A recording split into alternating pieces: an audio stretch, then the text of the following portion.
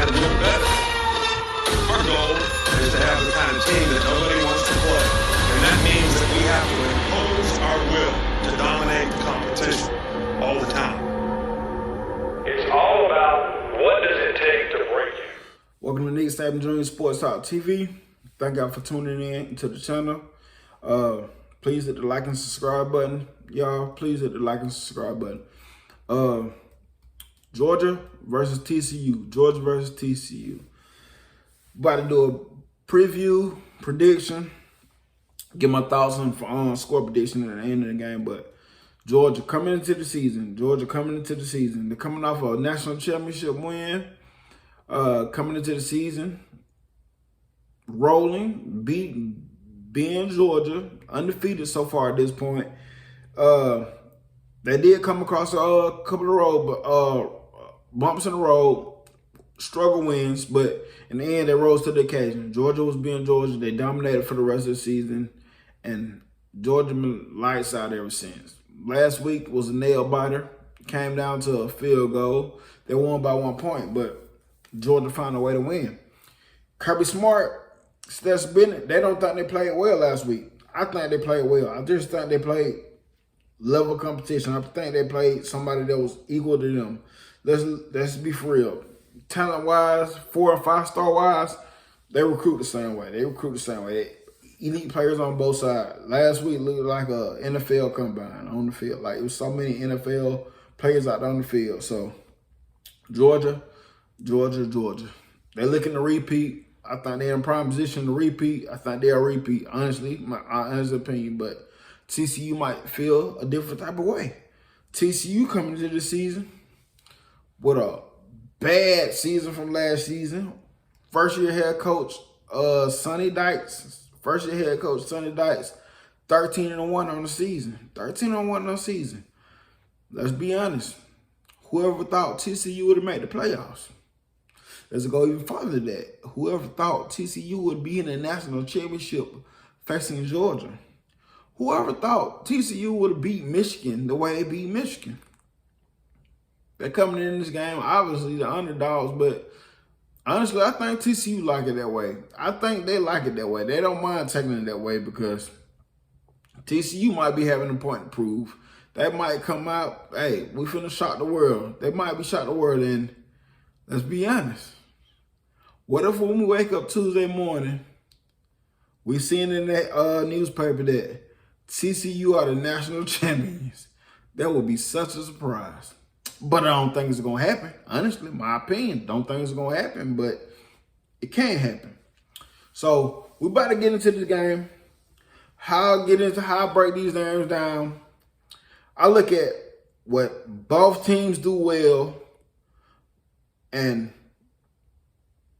what could happen if they don't do this well. What can happen and how it will favor this team if they do what they do well, and if the other team can control that, how would it favor them? So my first thoughts are, my first talking points are, can Georgia control the ball on offense? Can they control the ball on offense? How did they do that? They do that by staying ahead of the chains. What I mean, second downs and third downs are going to be crucial. Staying out of obvious passing situations. If they can, on first down, if they can create a 2nd and 6 situation, 2nd and 5, 2nd and 4, if they can create that situation, staying out of obvious passing situations, that's going to be key. Third down, if they can stay out of obvious passing situations again, 3rd and 3s, 3rd and 2s, 3rd and 1s, that's going to be good. 3rd and 4s are even good. That's going to be good. And if they can do that, they can control the game. They can control the game by running the ball, the quick game, play action, the power game. They can do whatever they want. They can set the tempo of the game if they can stay out of obvious passing situations. And that will keep TCU defense unbalanced. That'll keep their defense unbalanced. So with that being said, they're going to keep them unbalanced. But if Georgia cannot stay ahead of the chains and it puts them in obvious passing situations, now we can start seeing where the 3-3-5 defense can be very effective. It can be very effective because 3-3-5, for the people that don't know what 3-3-5 is, you have 3 down linemen, 3 down linebackers, and 5 in the secondary. 2 cornerbacks and 3 safeties. 3 safeties, 2 cornerbacks. It's really predicated off of safety play. It's predicated off of safety play. Like I said on my last video, if you're on offense and you want to really know what's going on, you can look at the safety play. You can see what formation they're trying to run off of safety play. But if they stay in obvious passing situations, now you're forcing Stetson Bennett to make the throw. TCU defense, they cause a lot of fumbles. They get a lot of interceptions. They're good at turnovers. They get a lot of turnovers. They're good. They probably have to be one of the top in the country, if not top. I'm not sure. Didn't look at the stat, but I know they create a lot of turnovers.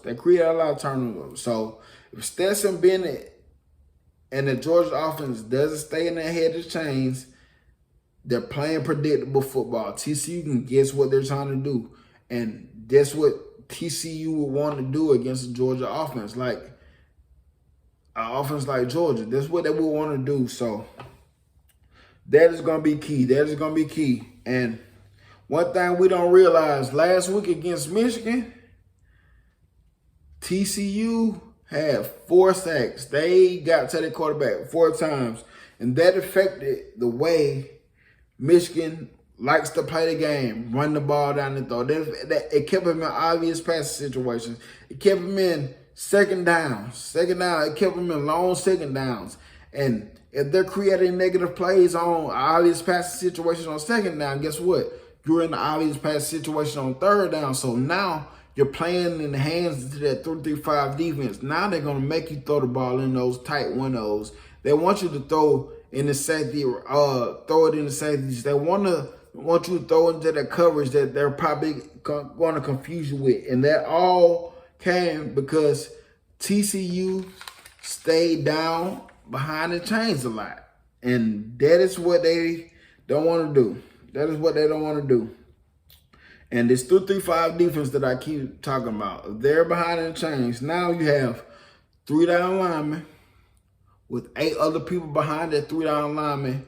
They can be coming from anywhere. They can create a blitz from anywhere. You don't know where the blitz will come from. It can come from the safeties. It can come from the corners. It can come from the outside linebackers. It can come from the interior. But if they stay behind in the chain, stay in obvious passing situations, you're going to have somebody coming out of their quarterback, and you're going to have to guess where he's coming from. But if Georgia can stay ahead of the chains, they will be able to control the game. They will be able to wear down TCU's 3-3-5 defense.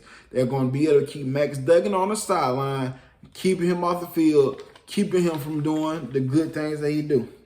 Hey, if y'all made it to the point of the video, please subscribe to the channel. If you're not subscribed, share it with all the Georgia fans, all the TCU fans, whatever fan you may be watching this, Alabama fan, whatever fan you may be. And if you have an Instagram, follow me on Saban_Jr. Saban, SABAN_Jr.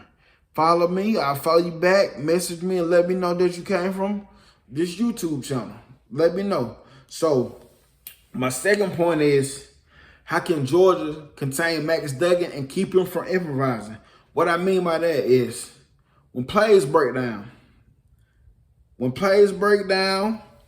when a missed tackle is when they miss a tackle on Max Duggan, when he's able to scramble around in the pocket and extend plays, when he's able to do that and keep his eyes downfield, now the problem is you have the receivers from TCU are able to put in some work. And some will say that Georgia's secondary is the weakest spot. But if you go back and look at Georgia's secondary, I would say the same thing. I feel that it's the weakest spot, but it's a highly talented spot they have. It's a highly talented spot. Them dudes on that secondary of Georgia, they're fast. They're good. They're good. They're gonna play in the NFL. They have everything it takes to play in the NFL. But what makes you think that is because you start looking into the LSU game. I think they gave up 500 yards receiving. You gotta look at last week. Marvin Harris, Emeka Ibuka, they torched them. Even go back to last year SEC championship with Alabama. Jamison Williams, John Mechie. They did their thing, but let's go back to the game last week. The reason why those receivers were able to get open because they was playing man-to-man coverage. CJ Stroud was able to keep the play alive, and now you're trying to guard elite fast receivers man-to-man. It's hard to do it for 3 seconds. Now, when you're able to extend plays, when your quarterback is able to extend plays, now you have to do it for longer than 3 seconds. You probably have to do it 5 seconds, 6, 7 seconds, 7 seconds. And that is hard to do. We're talking about secondary. That is the hardest position on the field, I think. But if you do that, if Max Duggan can do that, Duggan, whatever his name is, if he can do that against Georgia, now you're going to start seeing the receivers from TCU come out. They're good receivers. They're highly talented receivers. I'm not going to put them on the status of Ohio State receivers. I'm not going to do that. But you have plenty of receivers that have seen the end zone. And Quentin Justin, he's a beast. He's a dog out there on the field. And if you can extend plays with Max Duggan, you will see him get to work. And my other question is, who is going to be another receiver for Max Duggan to go to? They have plenty of receivers. But who will be the other receiver that step up for him? So now if Georgia can contain him, keep Max Duggan in the TCU offense in obvious pass situations, keep them in obvious pass situations, now they're playing in the hands of Georgia's vicious defense.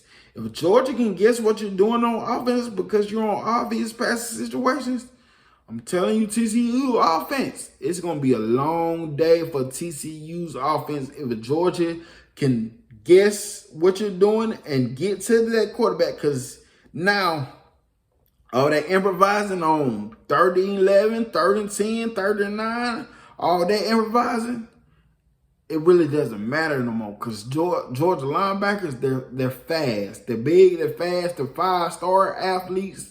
Those dudes are good, and they close in on plays fast. So now, like I said, you're playing in the hands of Georgia's defense. And now, that isn't the game you want to play against Georgia if they can predict what you're doing.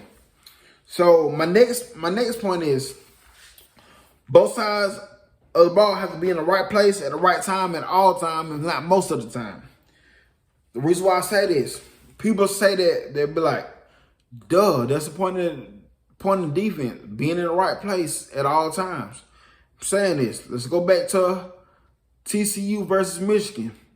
I want to say Michigan, first play of the game, something like that. I know it was the first part of the game.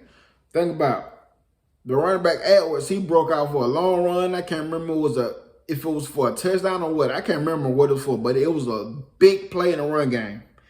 What happened was that 3-5 defense. I'm going to tell you about this 3-5 defense. Again, 3 down linemen, 3 linebackers, 5 in the secondary. The linebackers from TCU, they got downhill real fast. They got what they need to go real fast to try to stop run. And from your linebackers in the 3-5 defense, that's what you need. Quick linebacker play. But what does quick linebacker play really matters if you're in the wrong position. So now you get to where you need to get to fast, but you're in the wrong position. I'm gonna tell you about this 3-5 defense again. 3 linebackers, 3 down linemen, 5 in the secondary. If you get to the wrong spot and you're not in the right place, guess what? Nobody behind you have your back. Now you're asking the safeties to recover fast, and most of the time the safeties are not going to recover fast. And guess what Georgia does well? They run the ball very well. They're going to run on that 3-5 defense, so it's going to be important for TCU linebackers to be in the right place at the right time, defensive-wise. Now, why I say it for both teams, because for Georgia, you start looking at the Michigan versus TCU game last week. You're like, dang, how did TCU just bully Michigan like that? I honestly didn't see it like that. Me personally, I did not see it like that. How I seen it was TCU did a lot of misdirection. They did this. They put eye candy this way. They did go eye candy this way. Bring the ball this way. So I'm saying this. Georgia has to be disciplined. Do not bite on eye candy. Do not bite on misdirection. Make your assignment. Play your assignment. Gap assignment. Hitting the right gaps are going to be critical for Georgia because, like I said, those linebackers are very fast. But what happens when they bring eye candy this way? Now, Georgia linebackers bite real fast, bite real hard. They close in on fast because they do close in on plays fast. But the ball is going this way. What is elite speed when you're in the wrong place at the wrong time? What is elite speed? So it's going to be key for Georgia not to bite on the eye candy and misdirection. Play your assignment. Gap assignment is going to be very important. It sounds cliche as hell, but gap assignment is going to be key. Get back to the basics of football. Play your assignment. Play your assignment. And I'm at the point now, I'm going to tell you how I think this game is going to go. I'm talking about this 3-3-5 a lot from TCU. Honestly, I think Georgia's finna run the ball. I think they're finna run the ball. They're going to run the ball. What's going to happen is you're going to need some help from your safeties. So you're going to have them safeties to come up in the box to help you with the run. I'm going to tell you what's going to happen when you do that. Guess what? AD Mitchell is healthy. Kearis Jackson, he's out there. Those are fast guys. What's going to happen when you bring them safeties up in the box to help stop that run? Stetson Bennett will deliver the package to one of those speed, talented wide receivers that Georgia has. That is going to happen.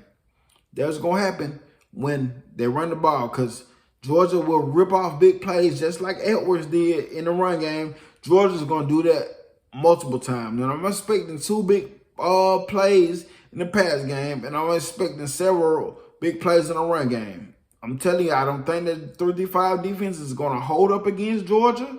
I don't think it's going to hold up against Georgia. And in the morning, that morning on Tuesday, I think Georgia will be the national championship.